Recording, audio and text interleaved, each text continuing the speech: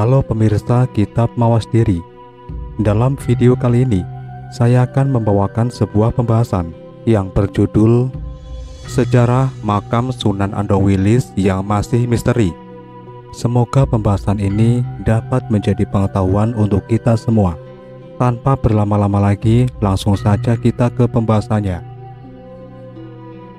Sedari dulu, jauh ketika Tuban masih sebagai tanah perdikan, sudah banyak disinggahi wali penyebar Islam, baik yang kemudian tinggal bermukim atau sekedar lewat saja. Hal itu terbukti dengan banyaknya makam wali yang ada di kabupaten yang berada di pesisir Laut Jawa ini. Namun tak semua makam tersebut dikenal masyarakat. Seperti makam Sunan Andong Wilis, siapa dia masih menjadi misteri. Tidak seperti makam Sunan Bonang yang masyhur, makam Sunan Andong Wilis sedikit berbeda. Makam yang diyakini warga masyarakat sekitar sebagai salah satu pejuang yang menyertai para wali menyebarkan Islam di Jawa, khususnya di Tuban. Tak banyak diketahui masyarakat luas, seperti halnya makam wali lain di Tuban. Tidak banyak yang tahu siapa Sunan Andong Wilis yang dimakamkan di Dusun Kepoh, Kelurahan Panyuran, Kecamatan Palang ini. Namun masyarakat percaya bahwa Sunan Andong Wilis ini merupakan salah satu dari sekian banyak tokoh yang menyertai perjalanan Wali Songo. Lantaran kurang dikenal, makam Sunan Andong Wilis yang sebenarnya bisa menjadi potensi wisata religi di Tuban tersebut jarang dikunjungi oleh peziarah. Bahkan peziarah dari Tuban sendiri masih relatif sedikit. Menurut masyarakat sekitar, kisah Sunan Andong Wilis masih menjadi misteri. Hingga kini, kisahnya masih sekedar cerita yang dikisahkan secara turun-temurun. Namun, kepastian asal Sunan Andong Wilis sendiri masih menjadi pertanyaan besar. Di Dukuh Kepoh, Desa Panyuran, Kecamatan Palang, terdapat sebuah makam keramat, makam Kiai Andong Wilis. Makam keramat ini berada di wilayah pantai utara Desa Panyuran. Kesederhanaan makam ini masih terasa berbeda dengan makam-makam wali lainnya yang sudah mengalami renovasi beberapa kali. Makam-makam ini masih dalam keadaan aslinya. Atap aslinya pun terbuat dari welit atau daun kelapa yang dikeringkan dan ditata rapi. Masih ditempatkan di tempat asalnya, meskipun di atasnya sudah diatapi genteng. Bangunan utama makam juga masih tetap terdiri dari dua buah makam membujur ke utara. Maesan di bagian kepala ditutupi kain putih, dan lantai dari pasir laut, serta kijing dari bangunan permanen yang sudah lapuk. Untuk memasuki komplek makam, orang harus melewati dulu pintu sebelah tenggara yang berukuran kecil, sehingga orang harus membungkuk. Pendeknya ukuran pintu masuk dimaksudkan agar orang yang akan masuk berposisi menghormat. Di sebelah selatan makam Andong Wilis dibangun sebuah masjid yang diberi nama Masjid Astana Andong Wilis. Makam ini digolongkan sebagai makam tua atau diperkirakan pada awal Islamisasi di Jawa, yakni di sekitar pemerintahan Raden Patah. Andong Wilis bukan orang Jawa, tetapi berasal dari Madura. Dalam perjalanan ke barat untuk mendatangi putranya yang belajar agama di Bonang, maka sesampainya di Gresik, terjadi pertempuran antara tentara Demak melawan tentara Prabu Girindrawardhana. Beliau membela tentara Demak dan terbunuh, dan layonnya mengambang sampai di Desa Panyuran. Oleh masyarakat, kemudian dimakamkan di pantai Panyuran tersebut. Menurut R. Suparmo, dalam catatan sejarah 700 tahun Tuban, Pangeran Andong Wilis berasal dari Pasangan Madura. Menilik nama ini, ada kemungkinan yang dimakamkan di situ adalah seorang bangsawan dari Madura.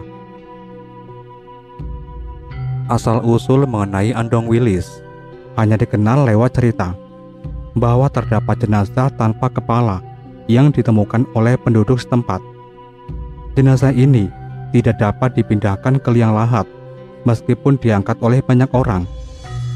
Setelah maghrib, dari arah utara laut terdapat cahaya yang menyilaukan mata dan semakin menepi. Ternyata adalah kepala manusia. Potongan kepala itu semakin menepi dan kemudian tergeletak di dekat mayat tanpa kepala tersebut oleh masyarakat yang menunggu mayat. Kepala manusia tersebut ditaruh di jasad orang yang meninggal. Tiba-tiba kepala itu menyambung kembali. Setelah kepala menyambung dengan badan, maka jenazah itu bisa diangkat dan dimasukkan ke dalam liang lahat. Untuk menandai, berbeda dengan cerita sebelumnya, menurut penuturan Kiai Haji Abdul Matin, pengasuh pondok pesantren Sunan Bejagung Semanding, Syekh Andalusi adalah seorang penyiar agama Islam dari Andalusia, Spanyol. Beliau datang ke Nusantara bersama-sama rombongan Syekh Maulana Ibrahim Asmoro, ayahanda Sunan Ngampel. Saat itu, para penyebar agama Islam yang datang dari negeri-negeri jauh telah bersepakat jika di antara mereka meninggal dunia dalam perjalanan, sementara jarak dengan daerah tujuan masih jauh, maka mayatnya terpaksa dilempar ke laut untuk mengurangi beban kapal dan agar tidak mengganggu perjalanan para mujahid lainnya. Atas takdir Allah, Syekh Andalusi meninggal dalam perjalanan laut menuju ke tanah Jawa. Mayatnya pun kemudian dilempar ke laut dan dibawa ombak hingga ke tepian pantai Demak. Masyarakat menemukannya lalu menguburkan mayat itu tidak jauh dari pantai tempat si mayat terdampar. Tetapi belum genap sehari, makam Syekh Andalusi hilang, termakan ombak pasang, dan mayatnya terseret hingga terdampar di pantai Lasem. Masyarakat setempat pun lalu menguburkannya di tempat itu. Namun, lagi-lagi ombak laut merusak makamnya dan membawa jasad Syekh Andalusi hingga jauh ke tepian pantai Pamayuran atau Panyaruan. Warga saat itu hendak mengembalikan jasad Syekh Andalusi ke Demak karena telah mendengar kabar ada jasad seseorang dari daerah jauh yang hilang saat dikuburkan di Demak. Tetapi saat diangkat, tak ada seorang pun yang mampu mengangkatnya. Datanglah kemudian Syekh Maulana Ishaq yang memang sedang melacak jejak mayat sahabat mujahidnya itu. Setelah mendengar cerita dari warga setempat, Syekh Maulana Ishaq lalu memutuskan agar mayat Syekh Andalusi dikubur saja di Dukuh Kepoh Panjuran itu. Orang-orang tentu bertanya pada Maulana Ishaq, "Itu mayat siapa?" Oleh Maulana Ishaq dijawab, "Namanya Syekh Andalusi."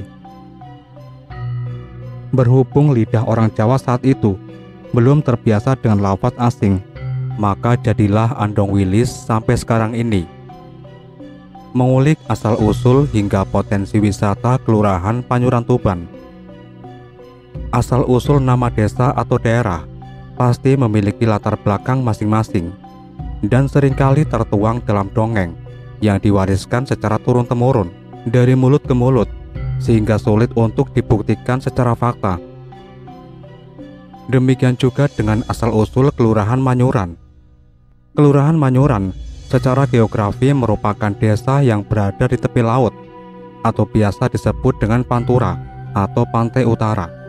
Terdiri dari 3 dusun, yaitu Dusun Kepoh, Keduran, dan Panjuran itu sendiri. Asal-usul dari nama Panjuran berawal dari nama tokoh yaitu Ki Ageng Panyuro yang dahulunya berada di daerah Panjuran. Bahkan hingga saat ini, nama tersebut diabadikan sebagai nama musola tua yang berada di Kelurahan Panjuran. Di sisi lain, Panjuran juga memiliki peninggalan bersejarah, yaitu makam Nyai Siti Syariah Manyuro dan makam Andong Wilis. Lebih lanjut, tradisi yang dimiliki Kelurahan Panjuran sampai saat ini yaitu Tanjidor, yang merupakan sebuah kesenian musik yang menggunakan alat musik terbang dan cidor yang biasa digunakan pada saat acara sebagai hiburan. Adapun potensi Kelurahan Panyuran jika dilihat dari letak geografis yang berada di sebelah utara perbatasan laut, yaitu dari sektor perikanan. Tapi mayoritas penduduk bukan dari sektor perikanan, melainkan dari sektor pertanian, seperti kacang dan jagung, dengan presentase 90% tergantung musim hujan. Akan tetapi saat ini sudah ada yang dikelola menggunakan air bor atau air sumur. Demikianlah pembahasan kita kali ini, dan nantikan pembahasan-pembahasan berikutnya tetap di channel Kitab Mawas Diri.